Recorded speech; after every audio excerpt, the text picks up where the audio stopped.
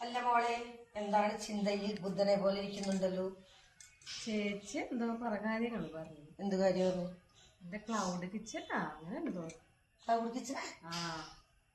ആ മനസ്സിലായി മനസ്സിലായി. അയ്യോ ഇരിക്കാൻ ഒരു വരെ പോ. അതെ, അടുക്കളയില് വെച്ചുണ്ടാക്കുക നമ്മള്.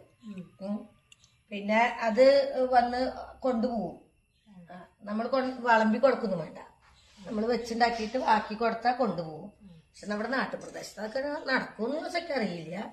അതിന് ഈ പിന്നെ എന്താ പറയാ, സ്വിഗ്ഗി സൊമാറ്റോ അങ്ങനത്തെ ഒക്കെ അറിയില്ല, അവരോടൊക്കെ പറഞ്ഞാൽ പറ്റണോ അതറിയില്ല. അങ്ങനെ വേണ്ടി വെച്ചാൽ നമ്മുടെ അടുക്കള മതിയാവോ? അതിന് ലൈസൻസ് പൈസ ഒക്കെ കുറെ ചെലവാകില്ലേ?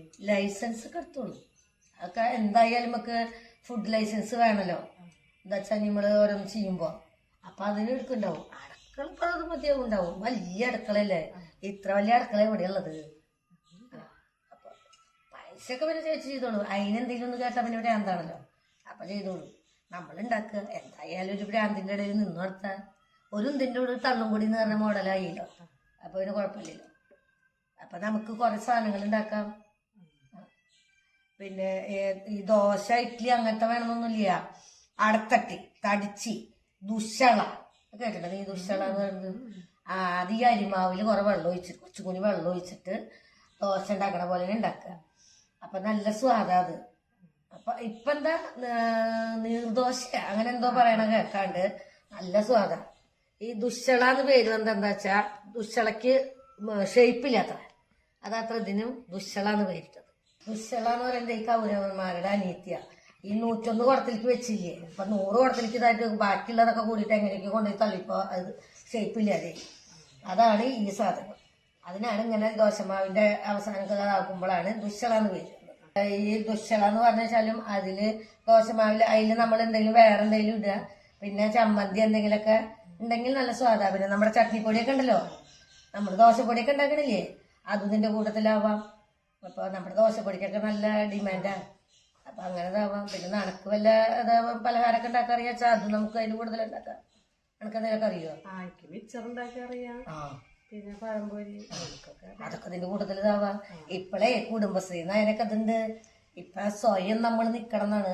ആരുടെയും കാല് പിടിക്കരുത്, ആരുടെയും അടിമയല്ല നമ്മളായിട്ട് ഉണ്ടാക്കണം. ഇപ്പൊ അതിനാണ് കുടുംബശ്രീയില് ഇപ്പൊ 5-6 ഇത് ഇറക്കിയിട്ടുണ്ട്. അതിലിപ്പോ അതുണ്ട്, സ്വയം സംരംഭങ്ങൾ കണ്ടെത്തി നമുക്കുള്ള സമ്പാദ്യം നമ്മൾ ഉണ്ടാക്കുക. അങ്ങനെ ചെയ്യുക. അല്ലാതെ 10 രൂപ എന്ന് ചോദിക്കല്ലേ വേണ്ടത്. നമ്മളായിട്ട് സ്വയം ഉണ്ടാക്കണം. അവര് തരുന്നത് മേടിക്കണം, അത് വേറെ വശം. നമുക്കുള്ളത് നമ്മൾ ഉണ്ടാക്കണം, അങ്ങനെ കാര്യം. അതേ, അപ്പൊ നടക്കറിയണതും കൂടി നീ ഉണ്ടാക്കിക്കോ. ഈ സൗമ്യ ഉപദേശിക്കൊണ്ടിരിക്കണ ഞാനിപ്പൊ നല്ല കുട്ടിയാണത്, വെറുതെ എന്നെ വഴി തെറ്റിക്കണ്ടോ. അതെ, ഇവിടെ എന്താ ക്ലൗഡ് കിച്ചൺ എന്തൊക്കെ പറയണ കേട്ടു ആര്യപ്പെടുത്ത ചേച്ചി. അപ്പൊ അതിനെ ചോദിച്ച് സൗമ്യ എന്നോട് പറഞ്ഞു. സൗമ്യക്ക് അറിയില്ല അത്ര എന്താന്ന്. അപ്പൊ പറഞ്ഞു കൊടുക്കണ്ട. അപ്പൊ അതിന്റെ കൊണ്ട് കുറയുള്ളൂ ഇനിയിപ്പോ.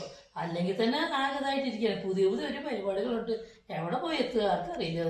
അതെ, ഒന്ന് കേട്ട് കഴിഞ്ഞിട്ടുണ്ടെങ്കിലേ അതിന്റെ പിന്നാലെ പോലല്ല ആൾക്ക് പണി. എന്തൊക്കെ നിൽക്കുന്ന അറിയില്ല. പറഞ്ഞ പോലെ എന്താ ആയിക്കോട്ടെ, ഞാൻ എന്റെ പണി നോക്കാൻ പോകട്ടെ. അയ്യൊന്നുമില്ല.